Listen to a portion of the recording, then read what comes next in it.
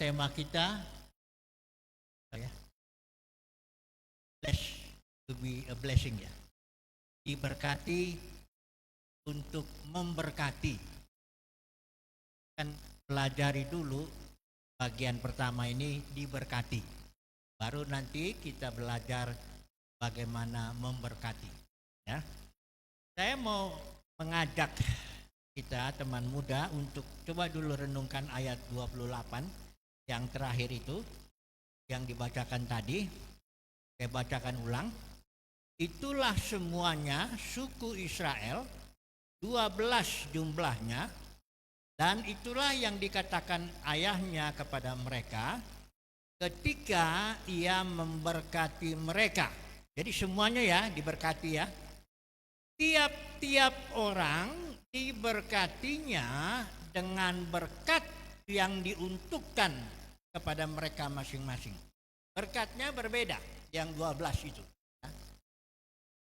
Semua diberkati, tapi beda berkatnya. Saya akan beri contoh dulu, berkat yang saya yang paling hebat. Tapi itu haknya Yakub memberkati saya. Adalah berkat Yehuda. Kalau kita baca di sini, Yehuda itu berkatnya di ayat ke-10 dikatakan tongkat kerajaan tidak akan beranjak dari Yehuda. Artinya dari antara 12 suku Israel itu ada satu suku nanti yang akan memerintah, yang akan memiliki kekuasaan atas saudara-saudaranya. Dikatakan di sini, dikatakan yang di bawahnya itu ataupun lambang sampai dia datang, maka kepadanya akan takluk bangsa-bangsa, bukannya anak bangsa juga ya. Ini berkat yang luar biasa, berkat memerintah, bukan memerintah mengatur dalam arti bikin orang susah, tapi memerintah sehingga orang diberkati. Nah, ini akan sangat diberkati kalau pemerintahan itu bagus, betul nggak? Betul nggak? Kita akan sangat menderita kalau pemerintahannya begitu jahat, hukum diputar balikan, betul nggak? Orang benar digantung, orang jahat dipuji-puji, orang yang maling ayam dihukum 10 tahun, yang koruptor 10 triliun, kan aja. Itu pun penjaranya bisa dijadikan istana. Jadi sangat rusak sekali, sangat nggak diberkati suatu bangsa kalau pemerintahannya nggak beres. Jadi berkat yang paling tinggi itu adalah berkat memerintah dengan benar. Itu suku Yehuda disiapkan itu. Terlihat dalam perjalanan sejarah, Yehuda itu biasa aja. Yang menonjol malah Yusuf. Karena Yusuf diberkati dengan berkat yang spesial juga. Berkatnya dia sebagai hak sulung. Tadinya hak sulung itu di tangan Ruben. Dia anak pertama. Hak sulung itu artinya kalau Yakub punya berkat, nanti 2 bagian itu dari berkatnya kan dibagi, misalnya dibagi 12, 2 bagian, atau jadi dibagi 13, 2 bagiannya untuk yang hak sulung ya. Itu harusnya jatuh ke Ruben, tapi Ruben gagal karena menaiki tempat tidur ayahnya. Artinya dia meniduri salah satu gundik daripada Yakub ya. Sehingga berkat itu pindah jatuh ke tangan Yusuf. Yusuf seorang yang menolak perzinahan. Istri Potifar udah paksa-paksa itu. Sebenarnya kalau Yusuf mau, gampang sekali, nggak ada orang tuh. Siapa yang tahu? Ya. Tapi dia tolak itu. Itulah dia ya. Makanya dia layak juga. Memang berkat itu haknya Yakub, tapi ketika diberikan itu ada alasannya juga. Ya. Jadi berkat Ruben pindah ganti kepada Yusuf. Nah, ada lagi satu, tunggu dulu, Yehuda ini ya, saya bicara lagi kembali Yehuda.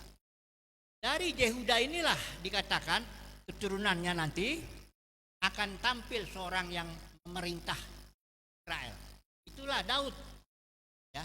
Sebenarnya Benyamin dari suku Benyamin, Saul itu hampir dia yang memerintah. Tapi berkat ini tidak bisa lari. Kalau saudara dan saya sudah diberkati dengan berkat tertentu, pasti jadi. Amin. Kalau engkau diberkati untuk jadi presiden, siapa namamu? Hah?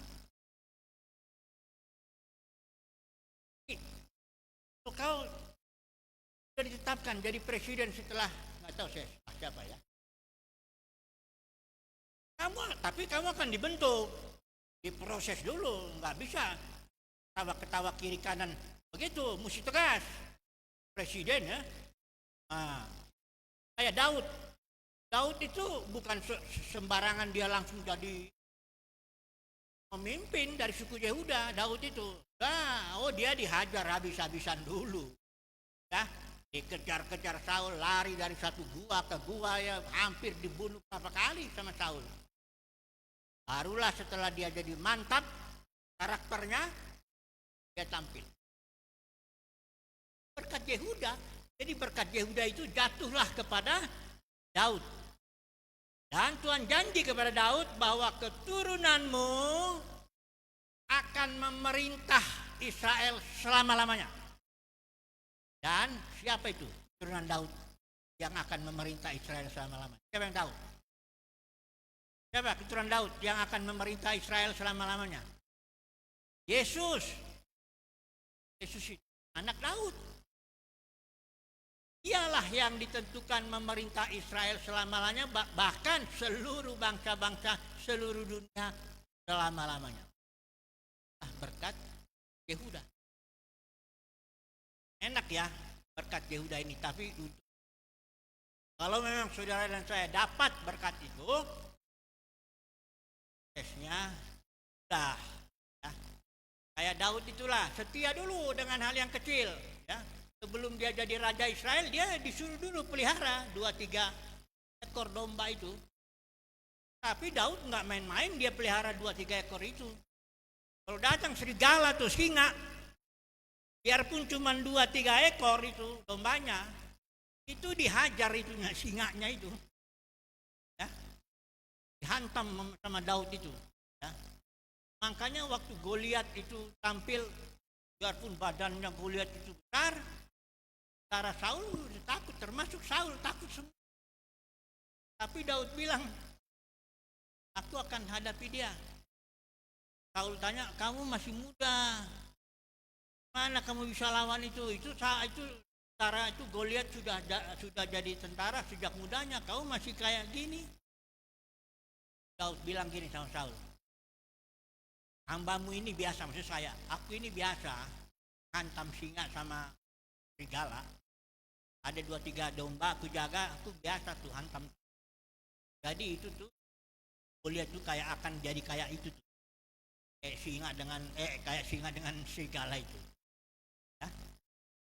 Itulah dia berkat yang luar biasa dengan proses yang luar biasa juga. Ya. Banyak orang ingin berkat yang hebat, tapi nggak mau prosesnya. Nggak bisa begitu. Makin bagus berkatnya, makin berat prosesnya. Saya beri contoh begini deh. Tahu ya besi ya? Kalau setumpuk besi itu, kalau diproses hanya jadi tapal kuda, tahu tapal kuda itu? Kaki kuda itu. Harganya nggak terlalu mahal ya. Tapi kalau diproses lagi, dibakar, ditempa lagi, jadi jarum-jarum, lebih mahal kan? Kalau diproses lagi, dibakar lagi, dihancurkan lagi, jadi onderdilnya arloji jam. Lebih mahal lagi. Jadi kalau saudara dan saya semakin diproses, semakin dihajar, semakin dibentuk sebagai anak Tuhan, kita bisa menjadi berkat lebih lagi, nilai kita lebih tinggi lagi. Jadi orang Kristen itu bukanlah perkara enak-enak. Di Jakarta biasa dibilang anak mami. Anak mami apa ya istilahnya? Artinya apa yang maumu itu lancar-lancar aja. Ya. Atau saya kasih contoh aja gini deh. Saudara tahu nggak Ishak dengan Yakub ini? Ya. Nanti di rumah dibaca ya Alkitabnya ya, kelihatannya kok bingung. Saya apa ada yang salah dengan saya? Enggak ada kan? Hah? Seperti ngelihat saya kayak seperti ada apa? Gimana? Saya juga pernah muda sih, tapi sekarang enggak muda. jangan seperti saya kadang-kadang apa ada saya. Ini yang saya katakan di Alkitab semua ya. Ini saya sudah pelajari ini 47 tahun ini baca Alkitab ini. Ya. Saya beri contoh nih ke orang yang kurang diproses, artinya kayak anak mami. Saya bandingkan Ishak dengan Yakub. Coba lihat Ishak itu. Tahu nggak ini Abraham anaknya berapa? Ishak. Ya. Ishak ini punya anak Yakub dengan Esau gitu kan? Nah, ke bawah lagi dan Yakub punya 12. Oke lah. Sekarang Ishak. Ishak ini seperti anak mami. Tidak pernah susah. Jodohnya juga cariin. Siapa yang tahu jodohnya Ishak itu siapa? Yang dicariin itu siapa namanya? Ayo. Siapa namanya? Biar ada ngomong ini ngomong. Ah, siapa? Ribka. Saya juga yang ngomong. Ya, tahu enggak caranya? Ishak itu enggak repot-repot. Dia dekat sama si Sarah, apa istrinya Abraham. Ini Sarah istrinya. Ishak ini anak mami dekat sama si Sarah. Nah, setelah Sarah mati, Abraham melihat, aduh, Pian, ini sedih dia. Aku cariin jodoh. Carikanlah jodoh, namanya Ribka. Dapat itu. Gadis cantik ya, pokoknya udah luar biasa lah, udah mantap lah. Terus Ishaknya lagi jalan-jalan aja, sore-sore dia jalan-jalan gitu ya. Lewat gadis itu. Ditanya sama Ishak, ini siapa? Ini calonmu. Oh ya sudah, masuk. Jadi, tapi Yakub, oh, coba lihat Yakub itu. Tahu nggak ceritanya? Dia jatuh cinta sama siapa namanya? Rahel. Nanti lain kali baca loh ya Alkitabnya ya. Jangan baca apa kalau cerita Kopingho cerita apa? Sinetron remaja. Jangan. Ini buku harus dibaca ini. Ya. Dari Kejadian sampai Wahyu. Jadi si Yakub ini dia punya punya Laban. Laban ini punya 2 anak gadis. Satu namanya Lea yang enggak terlalu cantik. Adiknya Rahel cantik. Si Yakub cinta banget dia sama si Rahel. Dia bilang sama Laban, aku mau kerja 7 tahun. Bayangkan untuk dapat si Rahel ini 7 tahun aku jadi budakmu, mau dah. Jaga kambing kayak mau jaga domba kayak ada banyak kotorannya, pokoknya aku kerjain lah itu. 7 tahun kerja cuma untuk ngedapetin si Rahel. Setelah selesai 7 tahun pesta lah. Tahu ceritanya itu? Hah? Tahu kan? Setelah dulu belum ada listrik, jadi belum ada terang gini. Makanya Laban ditukarlah si Rahel ini. Waktu kawinnya dengan Rahel.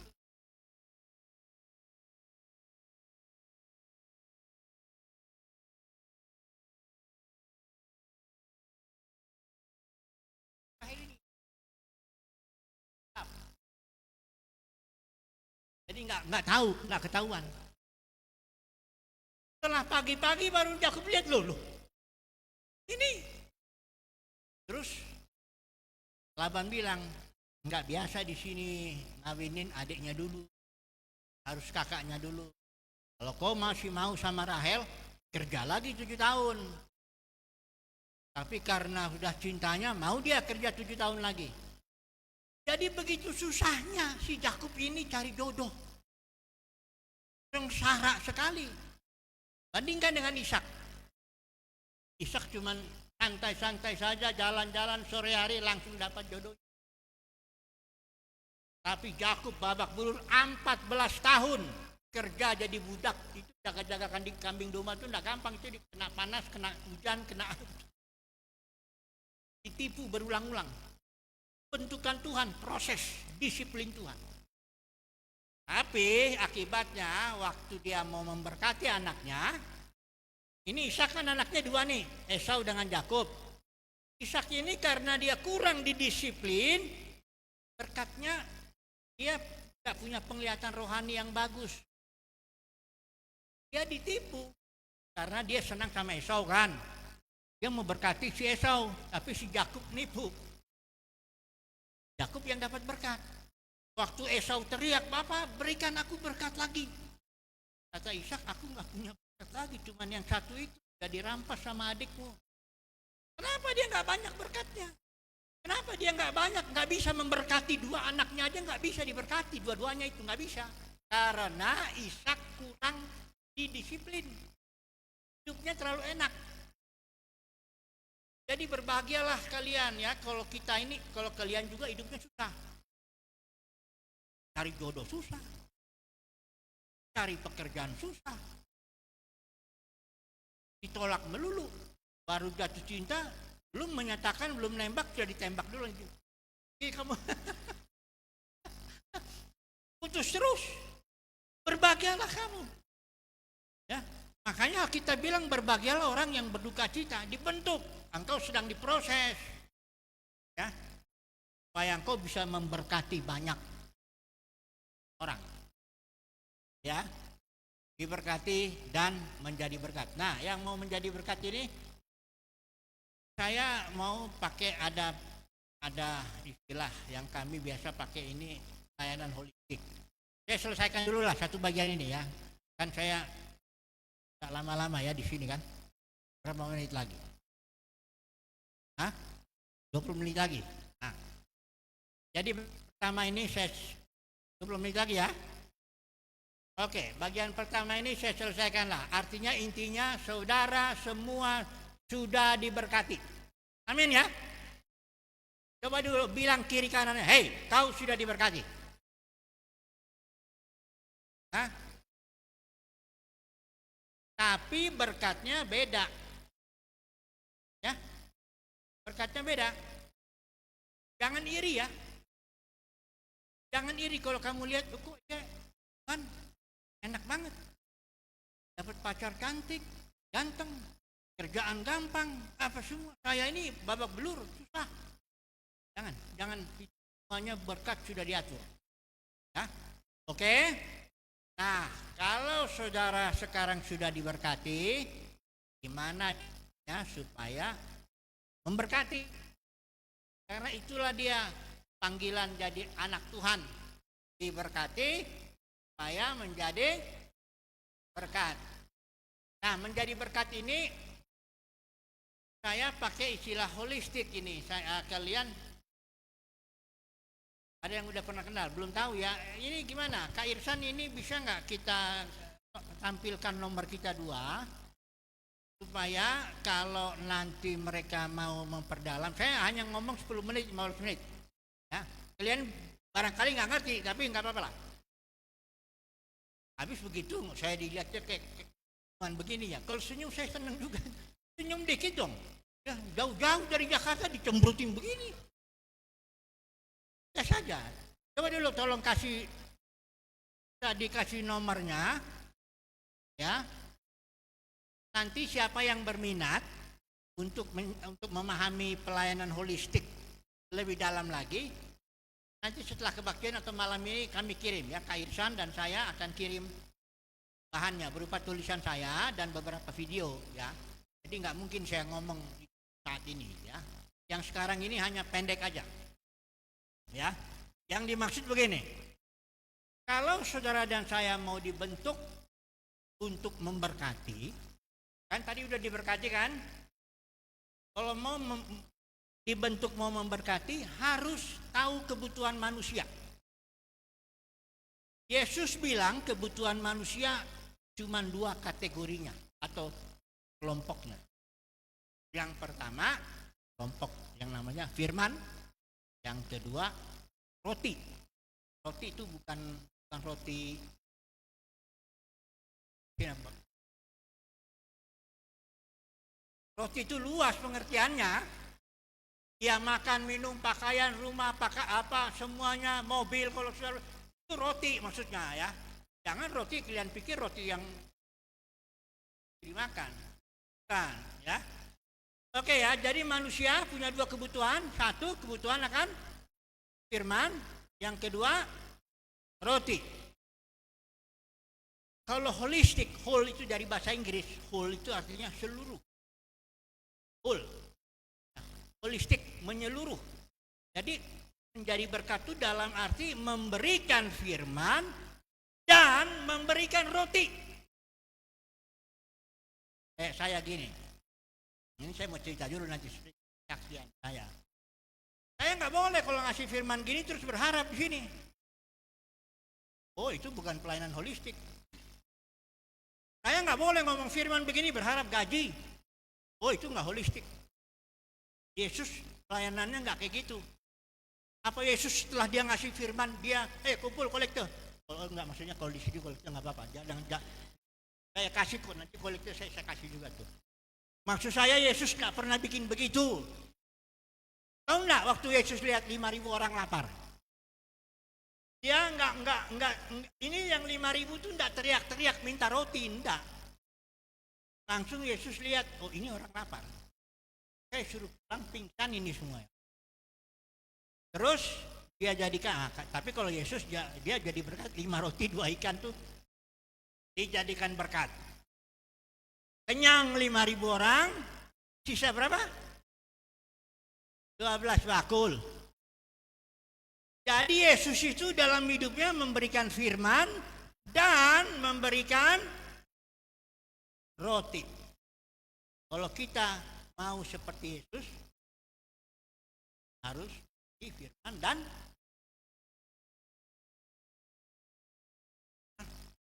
saya bersaksi dulu. Saya sedikit saya. Kalau tambah-tambah dikit nggak apa-apa lah ya, saya di sini ya. Nggak apa-apa lah. Udah capek-capek dari Jakarta batas-batasin. Kadang-kadang sudahlah ya, saya mau ngomong terserah ya. Saya mau ngomong kalau mau pulang aja kalau capek ya. Nggak apa-apa. Saya di sini mau ngomong aja. Ya. Jadi gini, saya mau bersaksi dulu. Ini istri saya dulu sebentar. Terus berdirilah dulu supaya ini tahu lah. Berdirilah dulu. Maksudnya supaya tahu berdiri. Putar. Nah, itu dia. Nah, silakan duduk dah. Itu istri satu, cuma satu istri saya. Ya. Oke, jadi gini.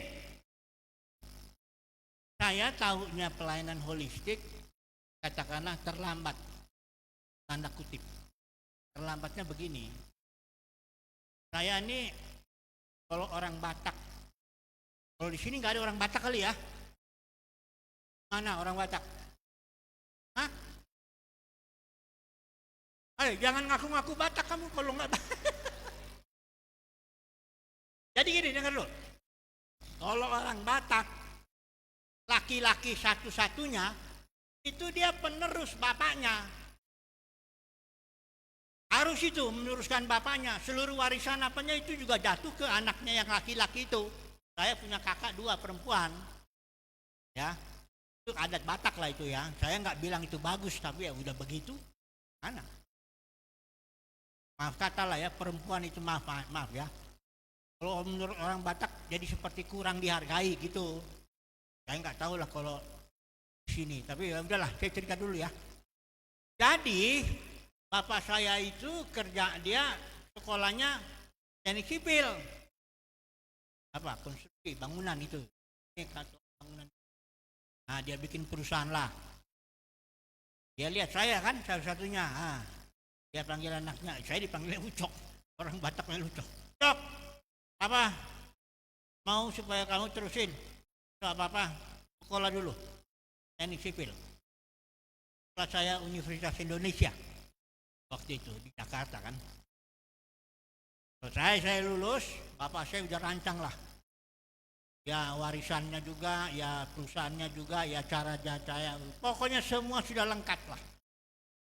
Dan saya suka. Waduh, saya bilang saya pasti, karena teman-teman saya itu ya uangnya banyak lah. Dia bisa memberi, bisa keliling-keliling dunia apa semua dengan kerjanya itu. Tahun 87 saya lulus, jadi masih gampang cari kerja. Tiba-tiba ya ini kan cara Tuhan, saya ditangkap Tuhan. Melayani kampus-kampus, khotbah ke sana sini begitu, bahkan jadi pendeta apa semuanya. Jadi meninggalkan ilmu teknik sipil saya. Meninggalkan bahkan perusahaan bapak saya, enggak saya terus. Hanya waktu bapak saya meninggal tahun 91, saya nikahnya tahun 95 lagi. Waduh, nyesel sekali saya. Kalau orang Batak tuh dua permintaan tuh bapak tuh. Yang pertama anaknya cepat nikah, karena satu-satunya laki-laki. Yang kedua nerusin usahanya. Dua-duanya ini tidak bisa saya penuhin.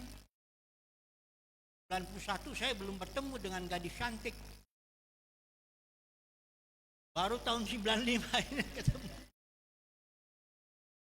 Kami kawin kayak Ishak, nggak susah-susah. Saya cuma telepon dia, saya berdoa dari jam 3 sampai jam saya berdoa. Saya bilang, saya mau kawin sama kamu. Kamu jawab, saya kasih waktu 2 minggu. Nggak boleh jawab yang macam-macam, cuman ya atau tidak. Karena waktu itu saya jadi pendeta, ada beberapa pendeta lain ya, dia diskusi ya sudah jadi. Ya kalau kalian nggak usah cari-cari jodoh, nggak usah gaya apa ya, bergaya-gaya apa perempuannya, bergaya-gaya gitu. Masing-masing udah ada kok ya pada waktunya. Amin ya. Jangan takut, jangan khawatir, masing-masing sudah ada ya. Oke. Jadi saya tinggalkanlah itu teknik sipil saya, ilmu saya. Belajarlah saya terus ini Alkitab 47 tahun. Terus saya merasa saya kayaknya nggak normal nih kalau saya ngomong dapat duit. Ini dia kayak jual firman, ngerti nggak jual? Ini nih, saya punya pengetahuan ini rata-rata. Menurut saya sih 47 tahun ya belajar. Menurut saya sih saya nggak kayak, ya tahulah gitulah, nggak gobek begitu. Kalau saya jual ilmu saya nih, saya bisa dapat duit. Tapi saya lihat ini nggak kayak Yesus, nggak bisa ini. Berhentilah saya. Nah, tapi kan soal roti saya udah susah ini. Ya kan? Terus pernah juga sih saya mau coba-coba jadi kontraktor ya, beberapa proyek saya kerjain juga. Untung istri saya ini dosen. Nah, jadi pemasukannya bisa lah. Tapi sama kan kalau suami istri sama tuh. Ya, uang istri, ya uang suami dong. Jangan dibalik. Betul nggak? Nggak boleh gitu. Ini ada yang protes ini. Katanya uang suami harus uang istri. Nggak juga, itu baru separuh kebenaran. Separuhnya lagi uang istri, uang suami juga. Kan kami sudah dipersatukan. Ayo, betul nggak? Saya sama dia berapa nih? Satu kan?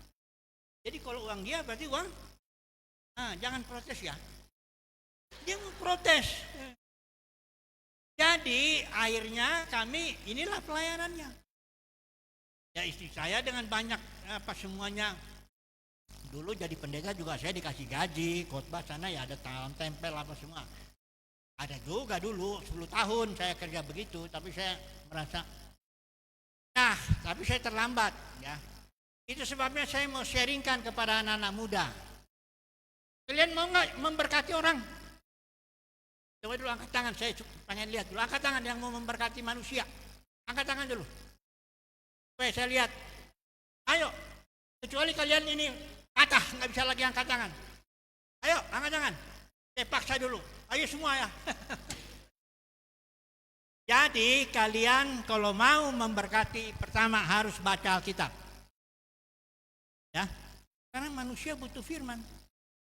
Betul? Tapi jangan, maaf kata ya, jadi pendeta terus khotbah kalian minta duit. Haram itu. Bukan pelayanan logistik. Ya.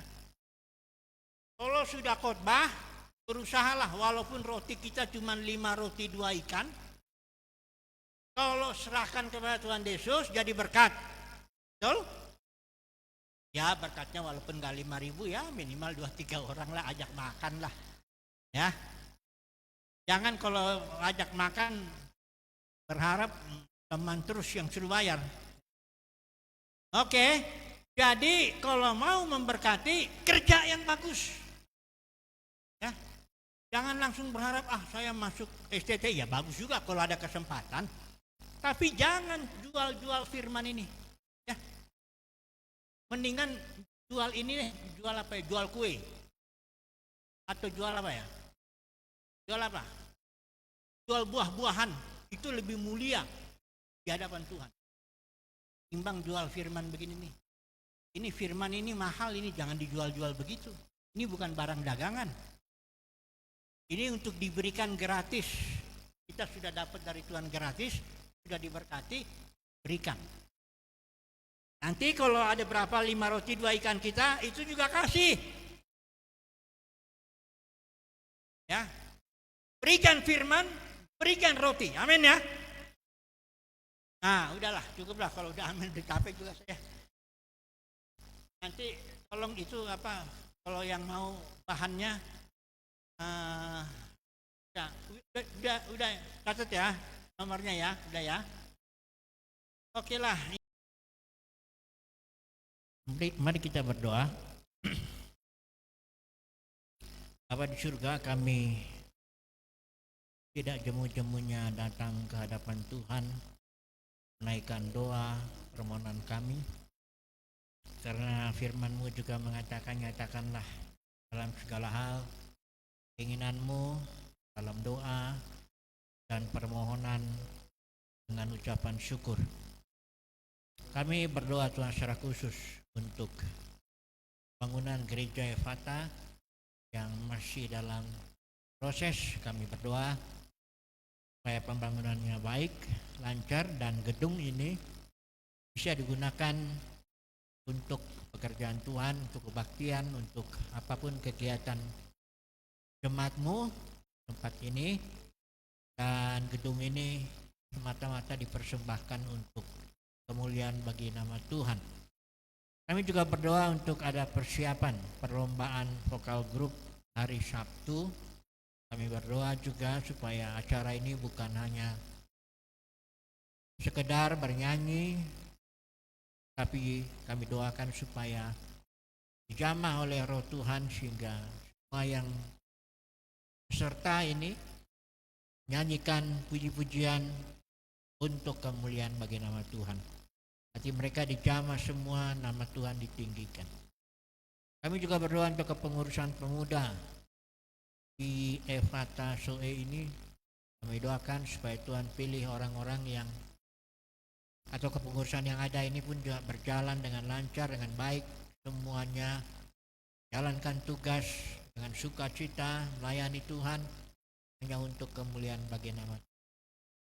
Kami juga tidak lupa berdoa untuk bangsa dan negara ini. Kami bersatu hati doakan Prabowo seluruhnya, para menteri semuanya, kepala daerah semua kami doakan agar pemerintahan Indonesia ini berjalan dengan baik. Kami boleh hidup dalam damai sejahtera sukacita, beribadah, memuji, menyembah nama Tuhan. Kami berdoa supaya hukum ditegakkan di negara ini, korupsi dihancurkan, dan juga kami berdoa supaya kekristenan boleh berkembang, nama Tuhan dipermuliakan. Terima kasih Tuhan, kami menaikkan doa permohonan kami ini. Masih banyak hal-hal yang kami naikkan. Kami doakan juga pemuda di sini Tuhan, melihat anak-anak muda di tempat ini semangat bersukacita. Kami doakan supaya mereka juga memahami bahwa mereka sudah diberkati dan mereka harus memberkati juga, menjadi berkat secara holistik. Terima kasih Tuhan untuk semuanya. Kami serahkan dalam tangan Tuhan. Waktu kami juga depannya semua yang mengatakan dalam nama Yesus kami berdoa. Haleluya. Amin.